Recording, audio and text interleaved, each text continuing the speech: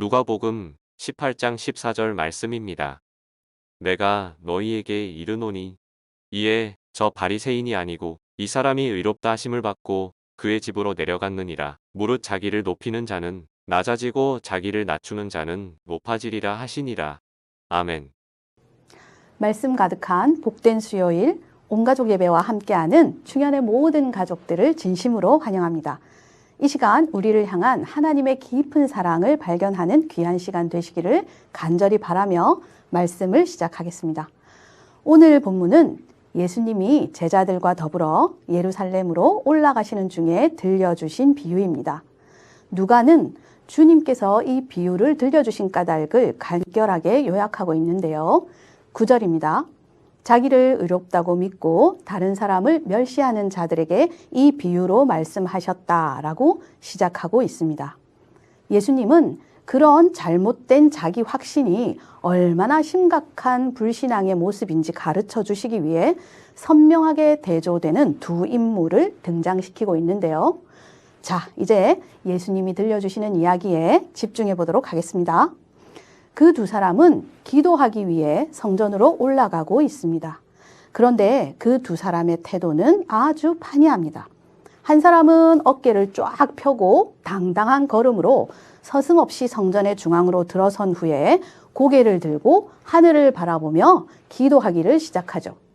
하나님, 내가 이 세리와 같지 아니함을 감사하나이다. 이 사람은 바로 경건하게 살아가는 바리새인입니다. 그는 다른 사람들과는 질적으로 다르다고 자부하는 사람이죠. 그런데 또 다른 한 사람은 성전에 발을 들여놓은 때부터 이미 주눅이 들어 보이는데요. 그는 감히 하늘을 우러러보지도 못한 채 가슴을 치며 억눌린 듯한 목소리로 기도합니다. 하나님이여, 불쌍히 여기소서. 나는 죄인입니다. 하나님의 자비와 긍휼을 바랄 수밖에 없는 이 사람은 바로 세리입니다. 세리는 이스라엘 사람들 모두에게 지탄받는 죄인이죠. 자, 그러면 이제 여기서 우리의 자리로 한번 돌아와 볼까요? 어떠신가요, 여러분? 상대방에 대한 멸시가 너무나 노골적이어서 지금 우리 시대와는 맞지 않는 이야기인 것 같습니까? 아니죠. 표현의 차이가 있을 뿐 지금의 우리에게도 그닥 낯설지 않은 장면이라는 이 사실이 바로 경건의 첫 번째 함정입니다. 지금은 노골적이지는 않지만 오히려 더 교묘해졌다고 할 수 있죠. 이제 이 바리새인의 진심을 한번 들여다볼까 합니다. 그는 외적으로는 나무랄 데가 하나도 없는 사람입니다. 하지만 그는 자기가 경건하다는 사실을 굉장히 의식하고 있는 듯한데요. 자신의 경건 행위에 도취되어 있습니다. 그런데 여기서 더 심각한 문제가 있습니다. 그는 자신을 드러내기 위해 세리와의 비교를 서슴지 않고 있습니다. 나는 이 세리와 같지 않다라는 표현 속에는 상대방에 대한 손가락질이 숨겨져 있죠. 이러한 눈짓, 손짓이야말로 우리의 삶을 그대로 보여주는 것인데 여러분 혹시 아시나요? 사람에게 가하는 폭력 가운데 손가락질처럼 마음에 큰 상처를 입히는 게 없다고 합니다.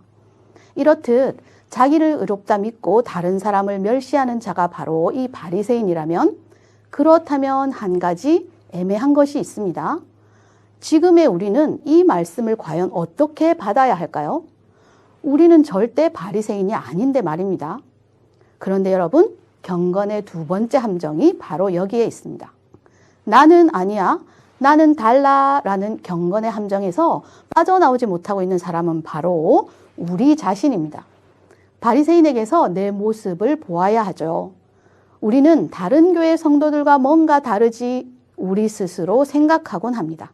그리고 교회 안에서조차 우리는 저들과 다르다며 편을 가르기도 합니다. 나는 다르다. 이 생각이야말로 자신을 돌아보지 못하는 심각한 영적 질병임을 깨달아야 할 것입니다. 이제 예수님은 선언하십니다. 결국 의롭다 하심을 받은 사람은 경건이라는 함정에 빠져 스스로 도취되어 있던 바리새인이 아니라 죄인 취급을 받던 세리였습니다. 오늘 이 비유의 결론을 꼭 기억하시기 바랍니다. 이제 말씀을 정리하겠습니다. 깊은 묵상을 훈련하는 한 수련장에서는 묵상을 훈련하기 전에 먼저 배워야 하는 것이 있는데 그것은 바로 소리를 내지 않고 문을 닫는 것이라고 합니다. 단순해 보이는 이 가르침 속에 아주 많은 것이 담겨 있어 보이는데요. 우리도 이 한 주간의 신앙 훈련을 자신을 내세우지 않고 정성스럽게 사람을 대하는 것, 이러한 영적 단순함으로 시작해보면 어떨까요? 자신의 부족함을 아는 사람만이 평화를 만들어낼 수 있습니다. 이 마음을 꼭 얻으시기 바랍니다. 따뜻한 봄을 맞이하는 이때 이 마음을 가득 품고 따뜻함을 나누며 살아가는 중현의 온 가족들이 되시기를 간절히 소원합니다.